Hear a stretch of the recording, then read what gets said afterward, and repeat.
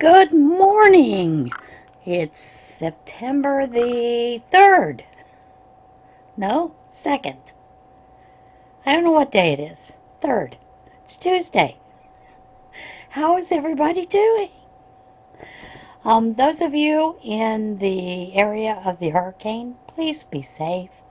If you can get out, get out. Other than that, I hope you're hunkered down. And Billy, I'm really thinking of you, and Sherry, and Marcia, all of you guys in Florida. I'm just worried to death about you. Not because of the hurricane winds, but because of the flooding. You know, that kind of water coming in, it's kind of scary. It has been a pretty good week so far for me. Yesterday, for Labor Day, I just kind of vegged out and crocheted. And I had started something Sunday that I did get finished. Now it needs to be blocked.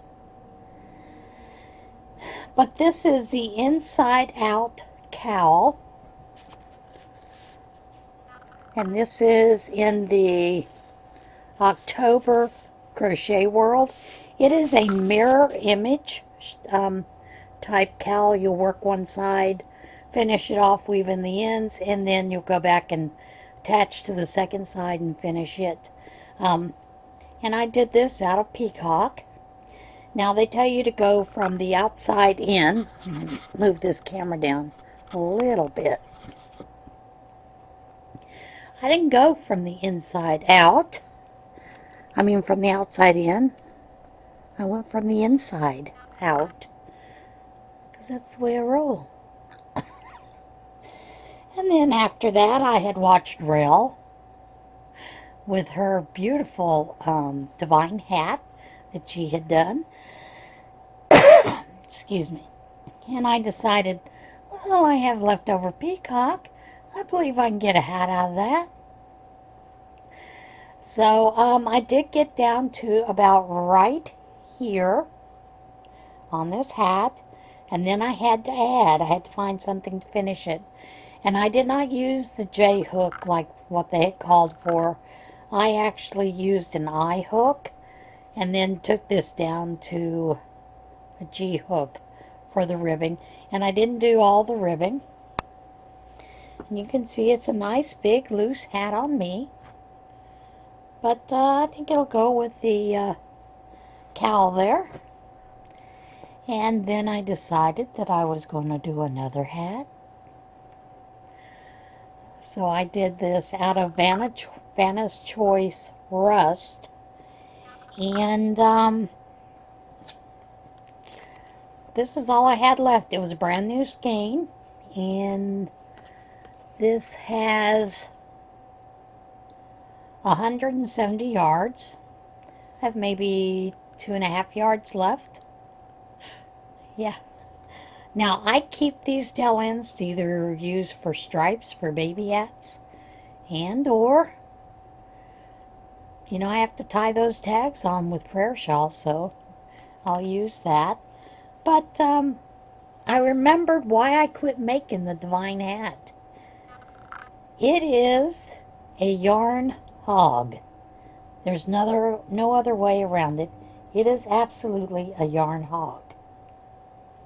However, if you've got a lot of yarn and you just want to bust through your yarn, this is a fantastic hat to do.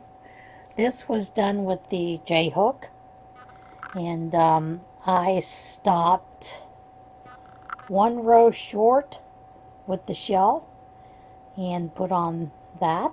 I think that'll fit a T. And then, you know, I did another one.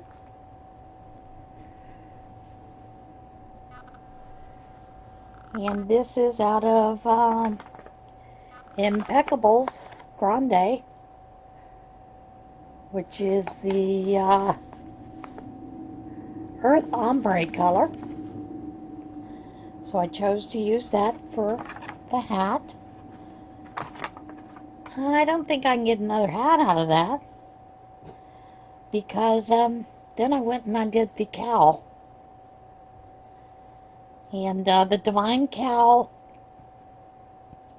it's a fairly simple process. You do start with single crochet and then you build up on the shells and the front post double crochets. Then when you get to one end, you'll do single crochets, double crochet, front and back post.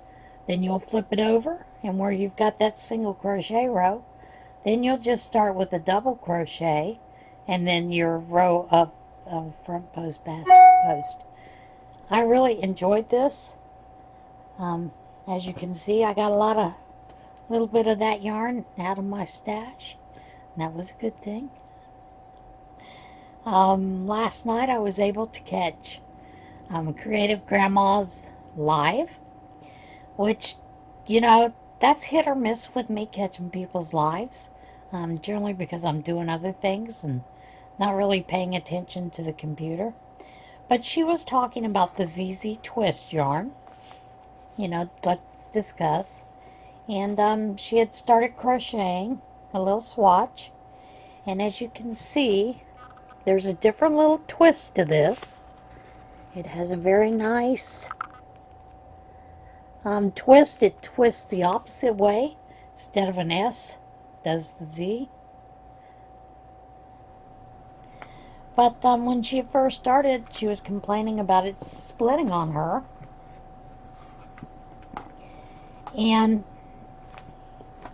I think that's because at the very end, as you can see, you get this little part here, and I think when you work too close to it, you will get some splitting when you first start. But other than that, it doesn't split at all. It kind of reminds me of sock yarn. With that nylon stretch and bounciness. It's a very cushy, has a great drape, and it is so easy to crochet with.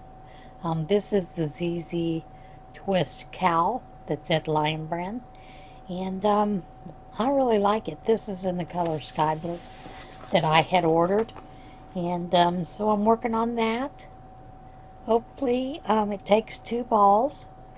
Now, they do call that a size 4 weight. I would say it's probably closer to a 3. It kind of reminds me of the mandala, you know, cakes that aren't worsted, the size 3 cakes. So, but other than that, it's just beautiful to work with. So easy. And, I can see why crocheters would prefer that yarn. It's really great. She did tell us that Furls has a Whims twist, I think, or Whims something. It is also a twist that is twisted for crochet, that ZZ twist. And it's got some beautiful colors. She had 2 skeins there. She had a plum and I believe one of the royal blues. Very pretty. If you didn't see the live, go back and rewatch the replay, and you'll get to see those yarns. And they're absolutely gorgeous. So that is it for finished objects. Other than that, the only thing is I'm working on that, the blanket, and the my sweater top. I do have the back finished, started the front. I am going to work a little bit on that today. And I did want to answer a couple questions. Andrea had asked me what I thought about the Yarn Inspirations purchasing Red Heart. They purchased them back in January. Coates and Clark is the company that they purchased, and Coates and Clark owned Red Heart. I want to say Simplicity, but I'm not positive. Don't quote me on that. But they do a lot of the yarns and flosses and sewing threads that a lot of us use. So I'm hoping that it is a positive thing. I worry about Spin Right getting so big and There's one thing that I don't like that they do with Karen, and it's that they, bring things out a certain time of year, and then they go away for another season, and that kind of annoys me a little bit about Yarn Inspirations Karen, which is Spin Right. And I mean, I understand why they do that, but they do pretty much have a monopoly on the yarns that a lot of us use, especially now with them purchasing Red Heart. Red Heart is a workhorse. It is one of the best yarns to use for all kinds of projects. A lot of people say they don't like the plasticky feel. I understand that. But like I said, there are ways to soften it before, ways to soften it after. Get some cheap hair conditioner and soften it up so you can use it. The only other thing I do hope is that they take the technology that they use with Red Heart with Love, which is a softer yarn, nicer yarn, and that they can soften up a lot of the other regular Red Heart. However, I know what's going to happen with Spin Right purchasing it. When they purchased Karen from the company in North Carolina, prices went up, and they're probably going to go up again. So that's just the lot in life we get with companies that have a monopoly on yarns. I do know that Joann's is bringing out more and more of their big twist line, which I believe Premier Yarns actually, I think, makes their yarn. I'm not positive. I'm still doing more research to see if they actually are the makers of that yarn. Who knows? Premier has a great line. They have great yarns to use. So, yeah. The only other thing is, I think Violet, don't quote me, I think it was Violet had suggested also for your yarns to stick a fabric softener dryer sheet down in the center to help keep it nice and fresh smelling and pleasant. And that is one option. Generally what I do is I have a tote, and I take those little the little gauze bags, not gauze bags,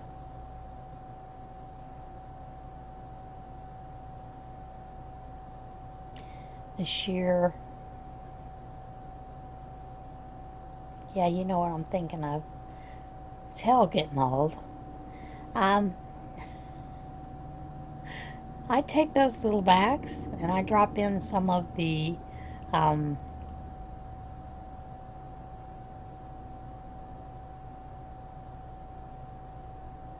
want to say they're like Downy, the smell burst beads. Drop a few in there and drop that down into the tote with my yarns, and they come out smelling great. So that's what I currently do with my yarns to keep them smelling good. And I think that's it. Today, the rest of the day, I am spending upstairs sewing. I do have quite a few of the turtle bags cut. I will be sewing those. I have some mermaids, kitty cats, and some more Halloween bags. I think that's it that's cut so far. Then tomorrow afternoon I'll cut some more, and those items should be up in the shop Thursday. So if you haven't favored the shop, you might want to do that so you get notice when they do come out. I do think that this time I'm going to do some drawstring with a couple of the turtle fabrics, but we'll see. It just depends on what my little heart desires when I get up there. Sometimes you're sewing along and the zippers just aren't going in right, and you're like, drawstring it is. So, and I will tell you, I have noticed with Joe's bag, my business tag that I put inside of the bags did not adhere.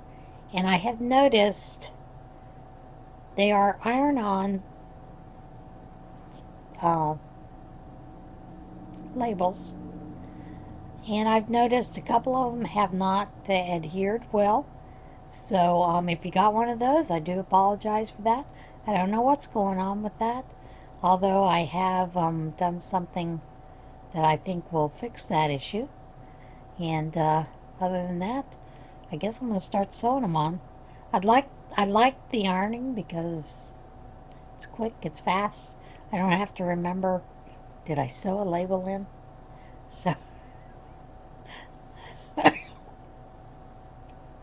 that's one of the reasons that I use that.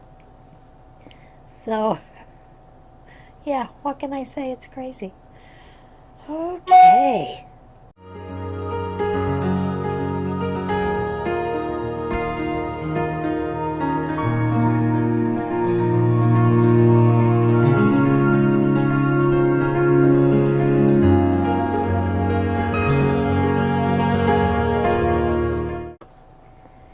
And now it's time for some shout outs. I have decided that because so many channels are coming up, quick, fast, those kind of things, it might be easier just to do shout outs in each video. So I'm going to start with and these aren't in any order, they're just how I found them. It's Yarn, Needles, and Life, that is Deb. Mama B's Crochet Kitchen, that is Bridget. And then there is Magical Hookin, which is Deven. She has a very interesting name. Then the next one is Meme KatDoo 63, Kathlene, Stroup, Wickline, Dahlstrom. Kathlene is her name. And of course, the links will be down below for you to click on those links and get them to them. Then there's KTC Creations Crochet. That is Elizabeth. And then there is Yarn Happens with MaryAnn. And of course, that's MaryAnn. The only other thing that I want to tell you is there are two folks that are doing squares.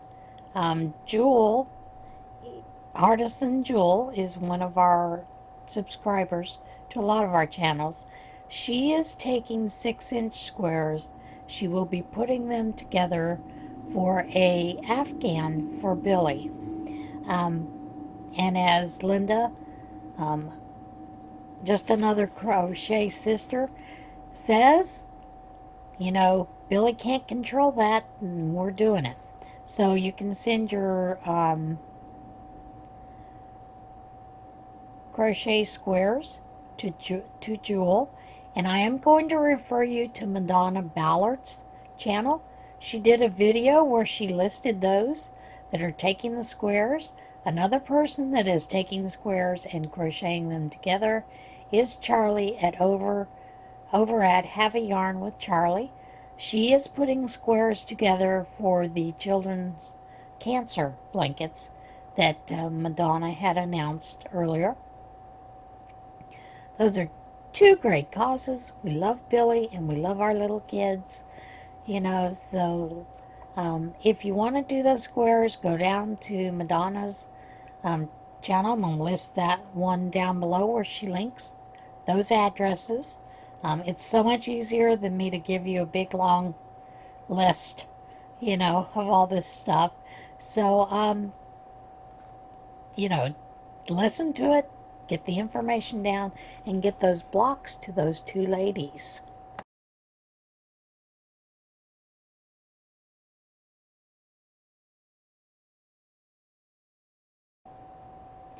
And now it's time for What in Tarnation?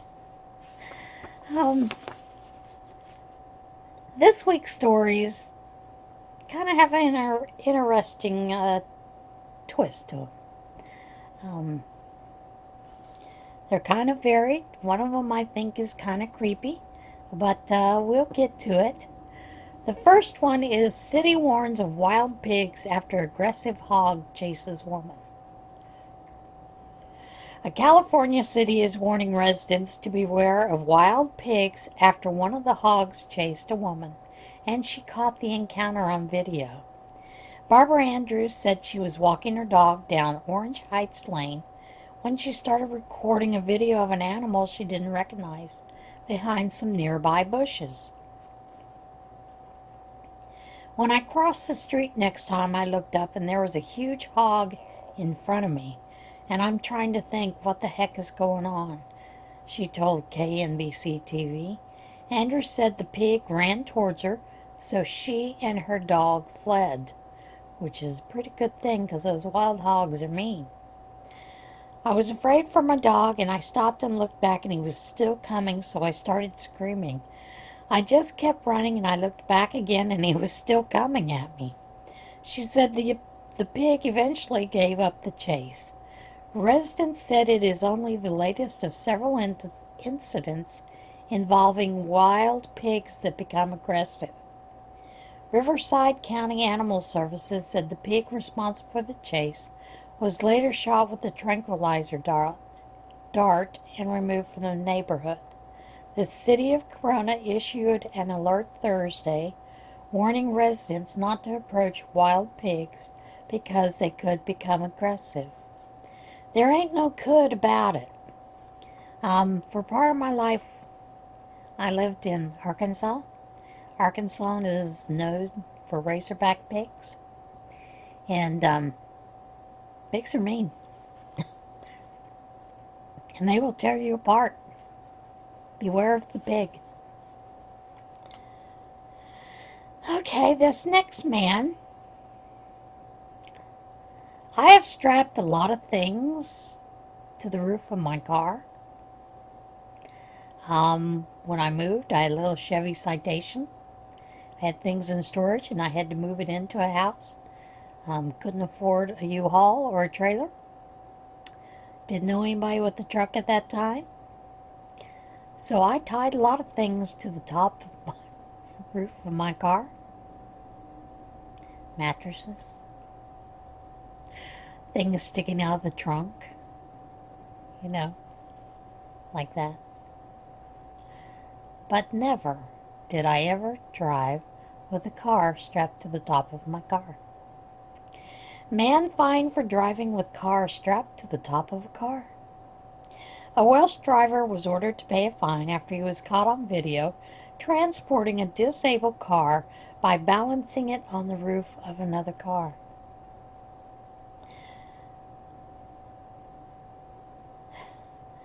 I love Welsh names because they're always so hard to say. So I'm going to give it a shot. Gwyndar Wynn Richards, 51, pleaded guilty in Aberystwyth Magistrates Court to using a vehicle with a load likely to cause danger of injury after he was caught on video driving his Volkswagen Passat with a Skoda Octavia strapped to its roof. He had been driving through an industrial estate in Wales, and he told the court he transported the car less than 1,000 feet. He admitted the stunt was a stupid thing to do. You think? Richards was given 3 penalty points on his driver's license and ordered to pay a $97 fine and $140 in court costs. This next one is the one that I think is kind of creepy. Hooded sculptures drawing mixed reviews in California City. A group of sculptures depicting men with hoodies covering their faces outside of a California City Hall are receiving mixed reviews from residents, with some saying they find them threatening. The 5 sculptures depict men with sweatshirt hoods pulled tight over their faces while they engage in lawn games and other outdoor activities in front of Laguna Beach City Hall. The installation by artist Mark Jennings, titled The Caretakers, is scheduled to remain in place for 3 months. The characters' faces are covered from the sun, the city said in a Facebook post. The post said the installation examines outdoor activities in the age of global warming. Some residents said the meaning of the installation isn't so clear, and the statues seem vaguely threatening. They look like terrorists, one observer told CBS Los Angeles, and it really freaks people out at night. Other observers compared the sculptures to the faceless Slender Man horror character. Some residents said they appreciate the artwork. I think it's cool, one man said. I like it. It's different for Laguna. In this age with Antifa, whoever covers their face with masks, I would find that creepy and probably threatening. If you're going around covering up your face, it means that you're trying to hide something. And you're trying not to get caught probably doing some bad things. Not a good idea. This next one, I'm sure most of you have seen the video. I heard about it last Friday and went and saw the video.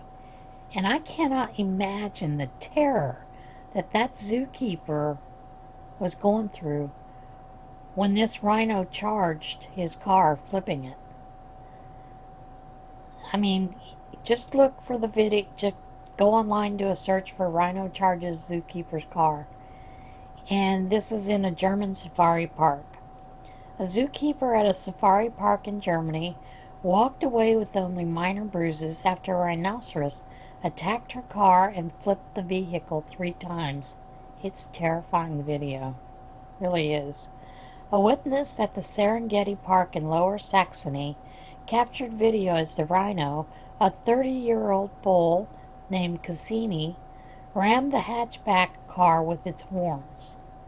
The footage shows the rhino flip the car, a small hatchback painted with the zebra stripes, 3 times. The safari park said the driver, a veteran zookeeper, sustained bruises but walked away without major injuries. The woman is expected to return to work Friday, she said. Safari park officials said Cassini was brought to the facility for breeding purposes about 18 months ago and is still acclimating to his new surroundings. They said discussions are being held to determine whether the animal should be transferred to a zoo where he would be isolated from people and vehicles. So not only do we have to watch out for wild pigs, now when you're driving through the safari park, you've got to worry about charging rhinos. You know, I keep thinking of that movie Zoo, or the series Zoo, when animals attack. It can get crazy. Alright folks, that's it for this week. I'll see you again next week. And everybody have a great week. And those of you in Florida, stay as dry as possible. We love you. We're praying for you. And remember, choose kindness.